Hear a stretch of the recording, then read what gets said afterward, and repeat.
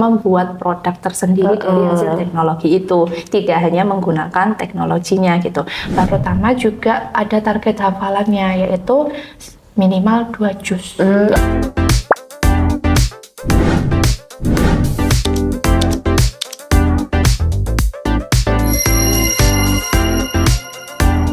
Assalamualaikum warahmatullahi wabarakatuh. Kembali lagi di podcast Weekly Salam Al-Abidin, podcastnya Yayasan Al-Abidin Surakarta, Inspiring the World, Shaping the Future. Nah teman-teman, kali ini Miss Eka akan membahas topik-topik menarik seputar pendidikan yang kali ini mungkin berbau-bau tentang mendukung anak menghadapi tantangan. Wah, ini keren banget ya.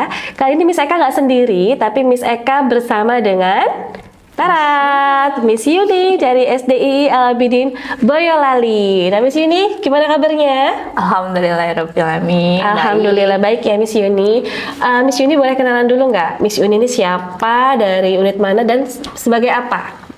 Alhamdulillahirrahmanirrahim. Perkenalkan, saya Miss Yuni dari SDI Al-Abidin Boyolali. Nah, alhamdulillah sekarang diamanahi dari yayasan sebagai wakil kepala sekolah bagian kesiswaan. Oke. Dari SDI Al-Abidin Boyolali ya. Nah, Miss Yuni, kali ini topik kita tuh keren banget sih, mendukung anak menghadapi tantangan. Ini bisa dilihat dari berbagai perspektif nih. Kalau menurut Miss Yuni sendiri, tantangan anak di zaman sekarang tuh apa, Miss? Masya Allah ya, kalau berdasarkan pengalaman saya, Miss, tantangan anak zaman sekarang itu banyak sekali. Dari tantangan dari dalam dirinya ataupun dari luar. Seperti sekarang teknologi yang berkembang dengan sangat cepat. Teknologi bener banget sih. Sehingga nanti kan semua akses bisa diterima oleh anak-anak dengan cepat, sehingga anak bisa menirunya, misalkan hal-hal negatif. Itu yang utama ya Miss ya, malahan ya teknologi. Terus gimana? Terus kemudian juga pengaruh dari pekerjaan orang tua yang begitu banyak, sehingga mungkin untuk mendampinginya juga mungkin masih kurang. Padahal kunci utama tantangan untuk anak menghadapi tantangan itu kan adalah pendidikan di keluarga. Keluarga adalah kunci utama bagaimana nanti anak itu akan berkembang dengan baik atau tidak. Gitu. Karena kalau kita menyerahkan hanya kepada pihak sekolah itu nggak mungkin, karena tantangan utama anak itu ya harus didukung oleh orang tua. Mau sesibuk anak apapun, orang tua juga harus bisa menyempatkan untuk mengetahui perkembangan anak. Kalau tantangan yang pertama dan utama itu teknologi, mungkin ada tantangan-tantangan lain? Ya, salah satunya adalah mungkin tantangannya adalah waktu untuk membersamai anak. Itu tantangan orang tua tuh. Betul.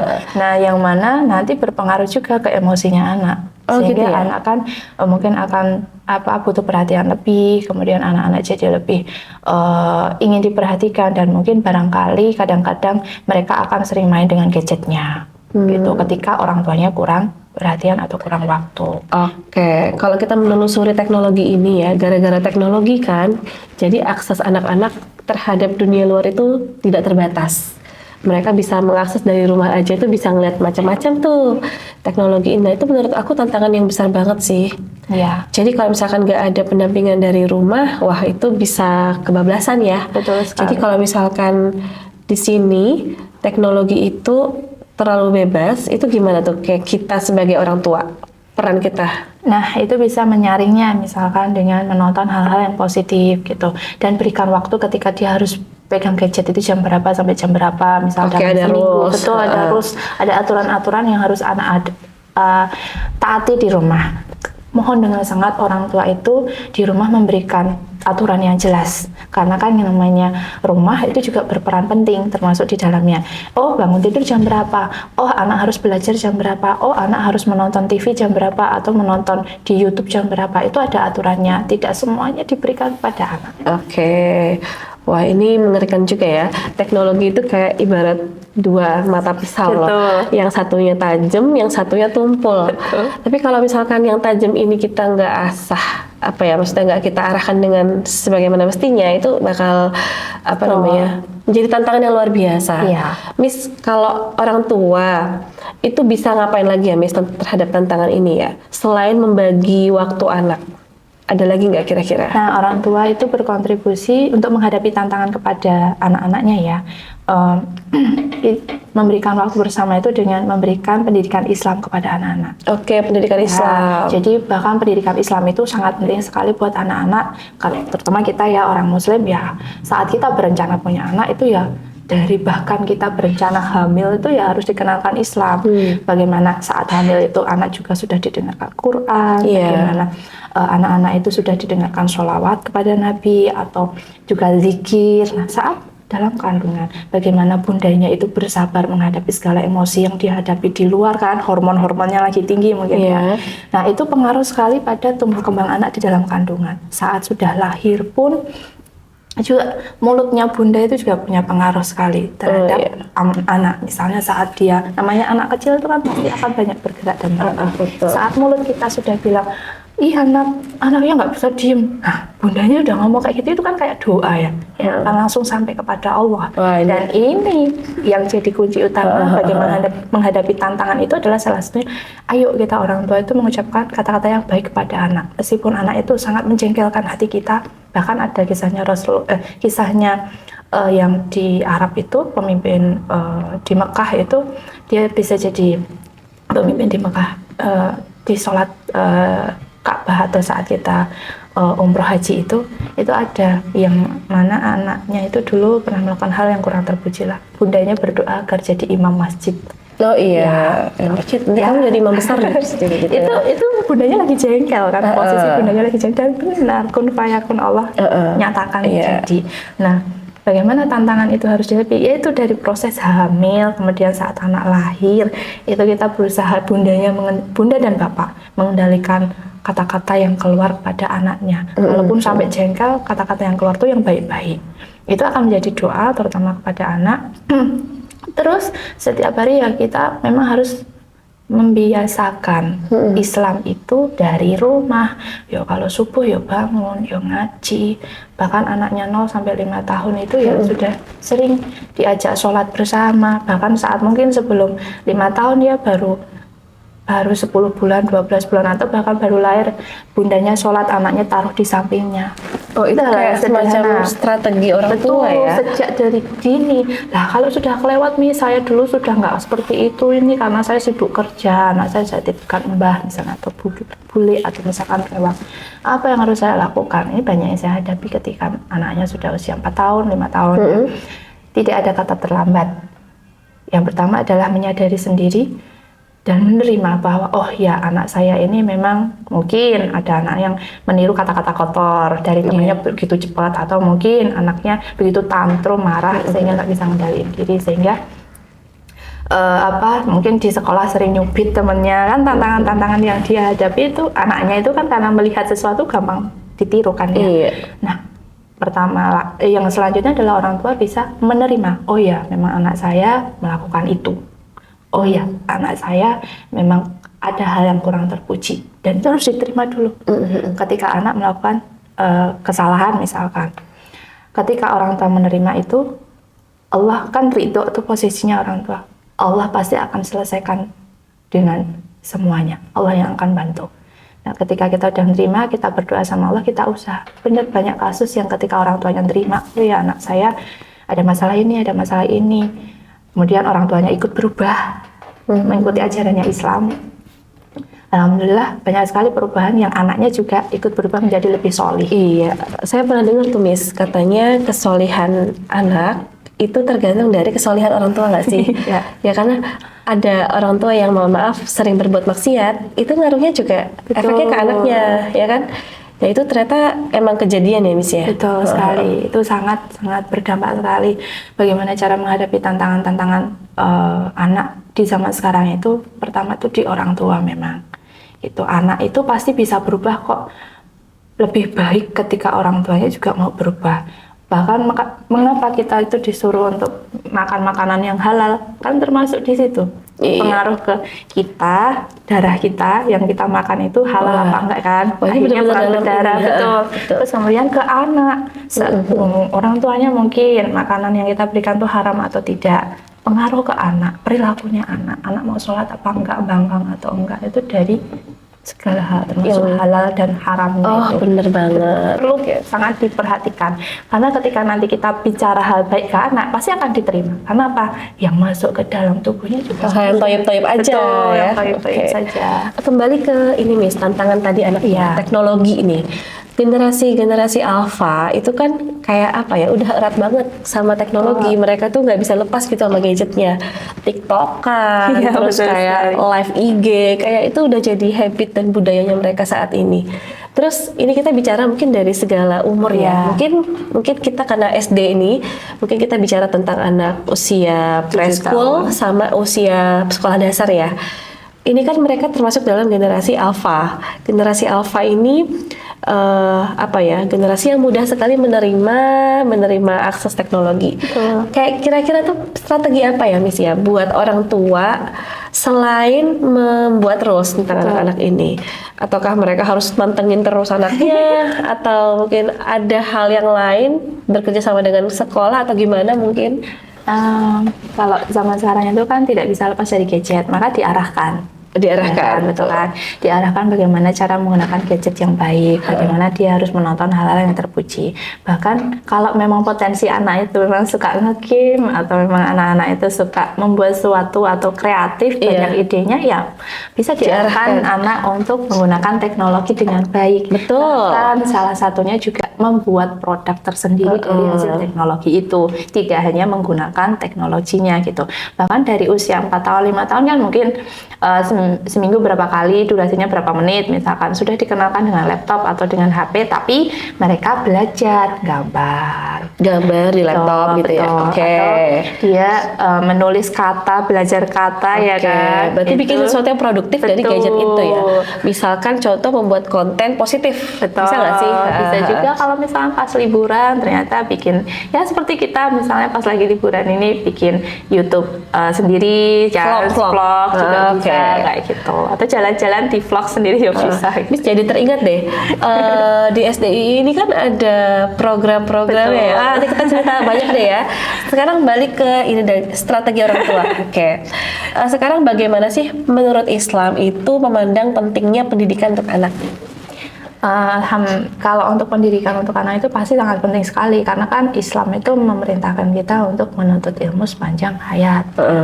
Betapa pentingnya kita sebagai orang Islam itu untuk menuntut ilmu terus-menerus dari kecil sampai kita kembali ke liang lahat. Jadi ya saat kita menuntut ilmu itu pahalanya sangat banyak mengalir, sehingga banyak hal-hal yang perlu kita lakukan. Salah satunya mungkin kalau untuk anak-anak ya menuntut ilmu agama, sholat, ngaji itu dari kecil. Bundanya gimana, bapaknya gimana menuntut ilmunya? Iya, menuntut ilmu bagaimana mendidik anaknya menjadi lebih soleh dan solihah. Betul. Kalau cara dalam mendampingi anak biar anak nggak gampang, aduh bunda, aku tuh kayaknya mental health banget di sekolah. Aduh bunda, kayaknya aku stres banget ini. Baru padahal cuma ngerjain matematika gitu ya misalkan. Itu gimana tuh orang tua bisa nanggepin hal-hal seperti ini? Ya, anak kan menghadapi masalah ya, menghadapi tantangan di sekolah. Terus pertama itu adalah diberikan waktu dan ruang kepada anak untuk bercerita. Ada masalah apa nak? Gimana tadi? Terus kemudian kita dengarkan dia. Kemudian saat dia menangis, mungkin kalau masih kecil ya 0 sampai 7 atau mungkin 8 tahun dia sedih, ya kita peluk dia. Kita berikan sentuhan kepada anandanya. Kita motivasi dia, kita bangun lagi hatinya agar tidak terlalu down. Yang paling penting bunda semua dan juga bapak semua itu adalah orang tuanya melihat dari berbagai perspektif atas yang anak hadapi. Itu jadi gimana tuh? Jadi ketika anak menghadapi masalah itu, masalahnya misalnya dia belum bisa mengerjakan tugas, sudah merasa lelah dan capek, maka berarti besok orang tua kan juga membantu di rumah untuk latihan mengerjakan soal. Atau misalnya karena anaknya sulit merangkai kata dalam menjawab soal, berarti solusinya bisa dengan dia dibacakan dongeng sebelum dia tidur, misalkan, sehingga kosakatanya bertambah lagi. Ini untuk anak-anak kecil ya. Bentuk dukungan bagus nih.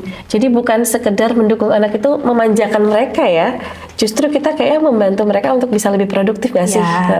Jadi kalau misalkan anak-anak menghadapi masalah ya kita dukung, kita motivasi. Jangan malah misalkan dia menghadapi masalah di sekolah terus buru-buru pindah sekolah. Oh iya benar, itu bukan solusi ya. Bukan solusi. Jadi kalau anak lagi burn out, lagi stres, itu kita bukan nyari jalan cut off keluarnya ya. Jadi kayak nyari solusi yang terbaik ya, produktif. Terus ya itu tadi orang tua itu melihat dari berbagai kacamata. Tidak hanya misalnya ada kasus dia bertengkar dengan temannya, konflik misalkan, terus buru-buru menyalahkan yang mana salah, itu tidak seperti itu. Tapi dilihat dari berbagai sisi. Iya benar.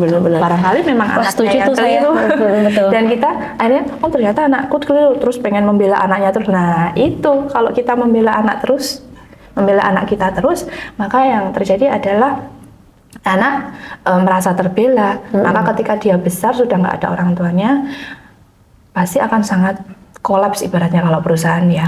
Iya. Karena dia selalu ada apa-apa ditolong bundanya, ditolong papanya. Kalau ada apa-apa selalu hadir orang tuanya. Gitu. Sehingga nanti besarnya dia tidak akan mandiri. Dia tidak akan kuat dalam menghadapi perubahan zaman, menghadapi berbagai konflik, masalah-masalah. Dia pasti akan cepat down. Oke, wah mantap nih. Jadi ternyata bentuk dukungan itu juga bisa dengan cara bagaimana sih kita menyeimbangkan pendidikan dunia dan pendidikan akhirat. Nah, penasaran tentang SDI Ibn Boyolali juga, tapi we will come back ya setelah iklan-iklan berikut ini.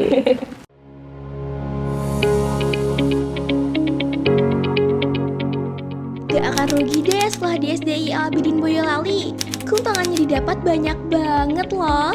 SDI Al-Abidin Boyolali merupakan satu-satunya sekolah dasar Islam di Boyolali yang menggunakan kurikulum Cambridge resmi, punya target hafal 10 juz, dan program teknologi yang fokus penguasaan IoT, computational thinking, dan penguasaan adab Islami berbasis coding. Jadi, jangan sampai kehabisan kuota ya. Yuk daftar segera. Hello everyone, kembali lagi di podcast Yayasan Al-Abidin Surakarta. Salam Al-Abidin, inspiring the world, shaping the future.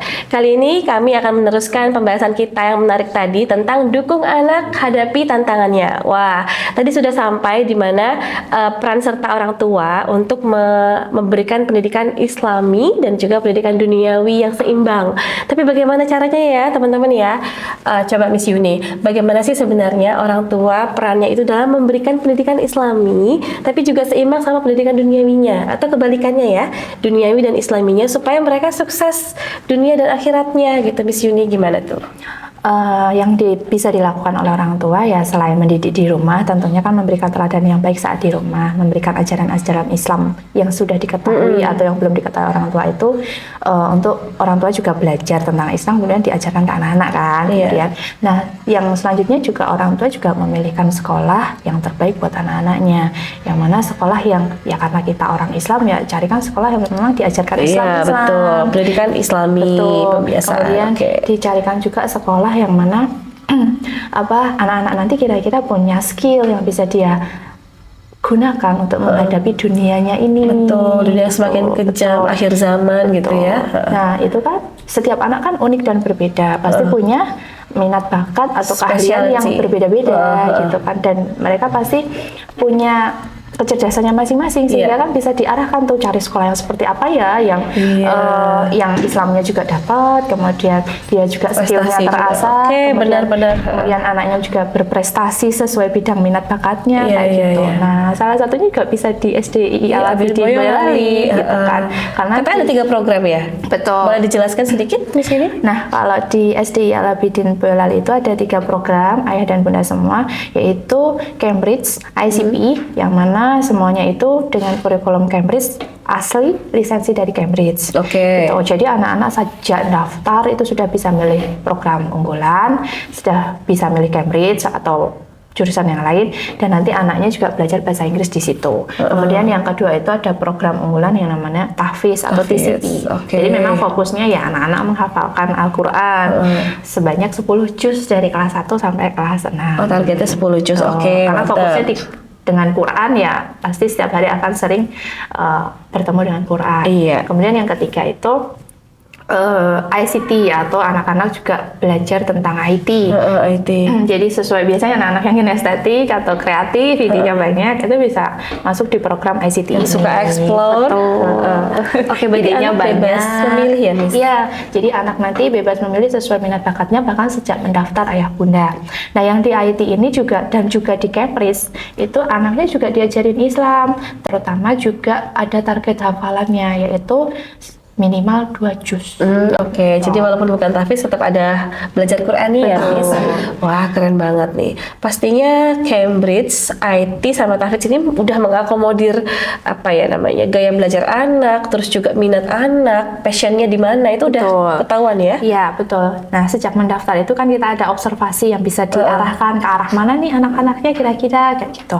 Terus kemudian Bunda di SDI Al-Abidin Boyolali ini juga ada yang namanya pendidikan karakter dan itu ada kurikulumnya. Oke, jadi kurikulum mantap nih. Karakter ini sesuai dengan ajarannya Islam. Jadi misalnya setiap bulan itu ada tema-temanya yang berkaitan sama Islam.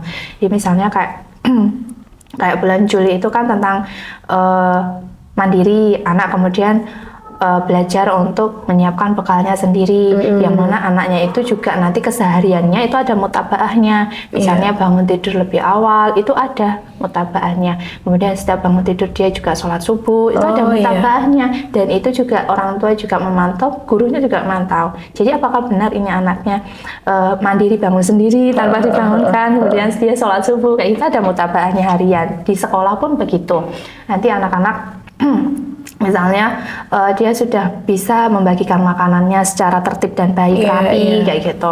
Dia juga bisa merapikan semua tempat-tempat piring yang sudah, kan ada piketnya itu biasanya nanti ada tanggung piket. jawab ya, belajar tanggung Jadi jawab ya. mandirinya itu juga berkaitan dengan sifat-sifat yang lain. Dan itu pun juga disampaikan hadis dan doanya sesuai dengan temanya di bulan Juli itu. Gitu. Jadi kenapa butuh sekali. 1 bulan, Miss, ya untuk membuat karakter itu? Betul, karena namanya karakter itu kan sebenarnya minimal 40 hari dan itu dilakukan secara terus-menerus. Tidak boleh lepas sekalipun, karena lepas sekalipun harus ngulang dari awal lagi. Nah, untuk membentuk pembiasaan itu butuh proses. Bahkan ketika sudah 40 hari harus diteruskan dengan sangat kuat, karena akan ada tantangan lagi, dia mungkin akan malas tidak melakukannya atau tidak mau misalnya bangunnya nggak mau pagi, misalnya tidak mau sholat subuh seperti itu. Jadi memang butuh kerjasama antara sekolah dengan rumah, termasuk orang tuanya memberi contoh yang baik juga saat di rumah. Itu berarti kita orang tua untuk mendukung anak dalam menghadapi tantangan tuh bisa dengan memasukkan ke sekolah yang tepat ya.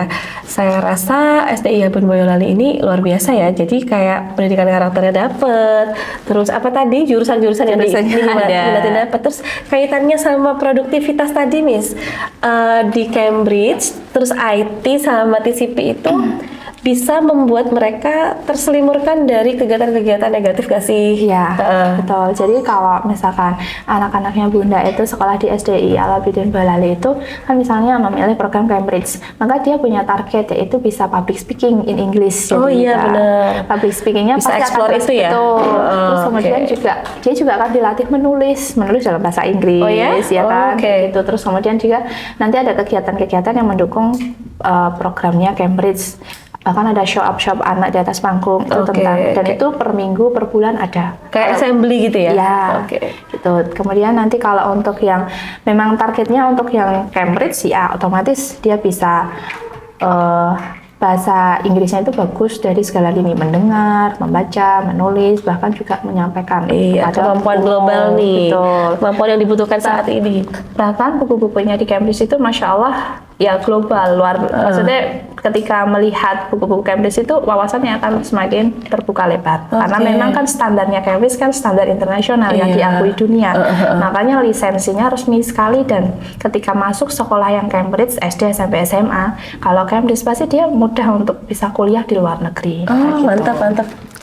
Wah. Apalagi kalau di SDI Al-Bidin Boyolali kan dia juga diajarin Islam, sehingga meskipun dia tahu dunia global secara internasional, dia juga tetap berpegang teguh pada ajaran-ajaran Islam. Nih, trik-trik orang tua juga nih.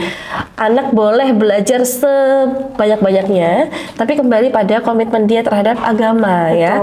Pembiasaan ibadah, pembiasaan karakter, Islaminya tetap dapat ya, Miss ya. Betul sekali. Terus kalau belajar tahfidz sama IT ini udah nggak dilakukan lagi nih. Kalau belajar tahfidz kan otomatis waktunya kebanyak dibuang ke hal itu ya, menghafal setiap ayatnya. Kalau yang IT, boleh cerita sedikit yang IT? Alhamdulillah kalau di IT itu anak-anaknya Miss Eka itu dari kelas 1 kan anak-anak sudah pegang laptop. Jadi kan memang satu anak satu laptop, nanti anaknya belajar tentang coding, bahasa pemrograman dasar untuk anak, kemudian logika-logika anak itu diasah, bahkan belajar anak kelas 1 SD sudah belajar rapid typing yang mana ketik 10 jari. Cepet banget ya. Kamu bisa, Miss? Kita dulu belajar komputer kapan saya SMP kelas 3 Bun. Nah ini anak SD kelas 1 sudah harus latihan dari 2 jari, 4 jari, bertahap sampai alhamdulillah ini yang kelas 2 sudah beberapa siswa di SD Al-Bidin Boyolali itu sudah ada yang 8 jari, sudah ada yang 6 jari itu tanpa melihat keyboardnya. Itu juga diujian kan? Iya betul, dan itu ada ujiannya. Kan targetnya dia nanti bisa Microsoft Office, ya kan. Kemudian dia juga bisa PowerPoint dan lain-lain. Terus kemudian anak-anak kelas 1 juga diajarin coding scratch, yang mana dia nanti Bunda, anaknya itu membuat animasi sederhana buatan anaknya sendiri. Misalnya kisahnya Nabi Yusuf. Nah, kisah Nabi Yusuf itu diceritakan oleh anak-anak tahu ceritanya, kemudian dia sampaikan di depan kelas, kemudian dia bikin proyek. Nah, proyek animasi tentang kisah Nabi Yusuf itu. Kemudian dibikin lagi setelah proyeknya, bikin animasinya kan tentang kisahnya. Nah, lalu nanti dibuat game yang berkaitan dengan kisah Nabi. Wah, ini games tapi mengandung edukasi. Betul. Nah, itu baru kelas 1, kelas 2 akan tingkatannya lebih naik lagi, kelas 3 juga akan naik lagi. Nah, bahkan sampai anak nanti di kelas 4, 5, 6 itu sudah mulai belajar tentang robotik. Yang mana anak-anak nanti itu bikin misalnya alarm pemadam kebakaran. Bayangin Bun, anak SD loh bikin seperti itu. Iya, keren banget sih. Terus berarti bikin komplit. Ya, tempat sampah yang kita seperti ini tentu saja belum kita sentuh sudah buka tempat sampahnya, dan itu akan diajarin. Kemudian anak-anak akan diajarin juga lampu-lampu ini seperti ini kok bisa nyala, itu alurnya seperti apa kayak gitu. Jadi Masya Allah luar biasa. Berarti sebenarnya salah satu dukungan orang tua ya dengan hal-hal seperti ini ya, Miss ya, memasukkan mereka ke passion mereka yang tepat. Jadi waktu untuk mereka bermalas-malasan, mengeluh, itu kayaknya terbuang semua ke arah-arah kegiatan positif. Keren banget, Miss. Tapi Miss sebagai kalimat penutup nih, mungkin Miss Yuni punya sedikit nasihat buat orang tua yang ingin mendidik anaknya menghadapi tantangan zaman. Nah, itu kira-kira gimana, Miss? Sedikit banyak ya ayah bunda semuanya, berdasarkan pengalaman saya ini sedikit ya pesan, semoga bisa benar-benar dijalankan, atau ya setidaknya orang tua sedikit banyak mulai terbuka, yaitu mendidik anak itu kan banyak tantangannya, sehingga mohon dengan sangat ayah dan juga bunda itu pertama itu sering mendoakan anaknya. Sering mendoakan anak. Satu, doa yang baik. Bahkan ketika mau marah saja itu kalau bisa keluarnya kata-kata yang baik. Ketika mau emosi, sebel, anyel gitu, kalau bisa keluar kata-kata yang baik ke anaknya, karena itu benar-benar akan kata-kata yang baik. Anak pinter, anak baik, benar-benar bisa anaknya jadi anak pinter, anak baik gitu. Itu satu doa. Yang kedua adalah memberikan contoh yang baik. Contoh, jadi role model. Benar. Mohon dengan sangat sekali, yang namanya orang tua itu adalah role model pertama yang ditiru anak di rumahnya. Kalau misalkan mohon maaf kalau ada kata-kata kasar dari orang tuanya nih, ya pasti anak akan niru. Atau misalnya ketika orang tua nih nggak bisa mengendalikan diri, gampang marah, ya pasti anak akan meniru. Atau misalkan orang tua sedikit-sedikit mengkritik sesuatu tapi tidak memberikan solusi dan saran, pasti anaknya akan seperti itu. Kita lihat anak kita itu seperti itu dari mana? Salah satunya mungkin ya kita harus menerima diri dulu. Saya harus berubah menjadi pribadi yang lebih baik, atau jadi contoh teladan yang baik di rumah. Kemudian yang selanjutnya adalah mengajarkan ajaran Islam kepada anak-anak dari kecil, bahkan dari proses membuat bunda, papa. Dan selanjutnya setiap harinya di rumah itu ya memang harus ada Quran yang sering dikenalkan kepada anak-anak. Iya, betul. Quran itu akan melembutkan anak, melembutkan semua anggota keluarga yang ada di rumah itu. Dan yang keempat, selanjutnya adalah memilihkan sekolah yang terbaik buat anak-anaknya. Wah, Itu karena kalau memilihkan sekolah anak-anak yang terbaik itu penting karena zaman sekarang sangat berkembang cepat, anak harus bisa mengikuti, kemudian masalah-masalah di luar sana juga banyak, layanan semua terlayani dengan cepat dan anak harus bisa ngikutin tantangan dan zamannya. Salah satunya bisa mendaftarkan ke SDI Al Abidin Boyolali karena kita punya 3 program unggulan tadi. iya betul. Plus ada ajaran Islam yang akan selalu diajarkan dari datang sekolah sampai pulang sekolah, bahkan saat di rumah juga ada mutabaah. Oh iya, di rumah tetap dikontrol ya. Betul. Sama Bahkan guru-guru. kemarin Bunda kita ada program yang namanya no gadget. Jadi kalau pada sebelum maghrib sampai isya itu mereka nggak boleh pegang gadget tapi ngaji di rumah. Oh itu pantas si Rara ya juga dapet itu. Suruh mutabaah no gadget anak saya Bu. Mantap. Jadi itu kalau bisa Bunda Bapak gitu. Program sekolah ini kan baik gitu. Jadi sudah dijalankan seminggu. Nah, monggo di rumah itu diteruskan. Iya. Jangan cuma saat program sekolah, tapi setelah program sekolah itu sudah kan kita juga ada program lagi kan, proyeknya kan ganti lagi dari sekolah. Nah, di rumah tetap dijalankan lagi karena kita akan ada program tambahan dari sekolah berkaitan dengan skill leadership anak, kemudian karakter Islamnya anak. Oke. Gitu. Keren Jadi banget. monggo segera ke daftar, Masya Allah. Karena kalau di SDI Al Abidin Boyolali ataupun semua ya yang berkaitan dengan Al Abidin itu masuk sekolahnya sesuai gelombang Bunda. Tuh, kalau gelombangnya saat ini tuh anandanya yang TKB itu sudah masuk di gelombang istimewa. Iya. Kalau anak-anaknya Bunda atau Bapak itu masih posisinya anak TKA itu gelombang inden dan itu paling hemat. Mending ikut yang inden. Atau bahkan Miss anak saya masih 3 tahun. Iya. Nah, nggak apa-apa Bun, itu malah yang terbaik. Iya. Ininya ya Udah itu. komitmen dari Betul. sejak dini ya. Saya kemarin Bunda di Klaten itu ada beberapa murid yang mungkin lebih dari 3, lebih dari 5 kayaknya. Itu usianya 3 tahun sudah daftar di SD. Wah, udah pasti, udah percaya banget itu berarti ya. Ya secara gimana nggak mau percaya kalau kita sebagai orang tua yang peduli sekali sama anak-anak kita menghadapi tantangan global saat ini yang mengerikan Bunda, pastinya udah langsung mikir-mikir, aduh sekolah mana ya yang terbaik ya. Nah ini ada sekolah SDI Al Abidin Boyolali tepat banget, ada 3 program unggulan, terus ditambah pendidikan karakter, pembiasaan Islami luar biasa. Jadi untuk kita-kita orang tua yang pengen sekali membantu anak, mendukung anak menghadapi tantangan, cus buruan daftar aja ke Al Abidin Boyolali ya, seperti itu. Ya. Gitu. Wah, keren Miss Yuni, hari ini topik kita keren sekali. Mudah-mudahan next pertemuan kita bisa brainstorming lagi tema-tema yang menarik lainnya tentang seputar dunia pendidikan khususnya unit Al Abidin Yayasan Al Abidin Surakarta ya. Makasih sekali Miss Yuni kedatangannya, sharing-sharing di sini luar biasa. Terima kasih semuanya. Oke, sampai jumpa di minggu depan dengan topik-topik menarik lainnya. Miss Eka di sini pamit. Assalamualaikum warahmatullahi wabarakatuh.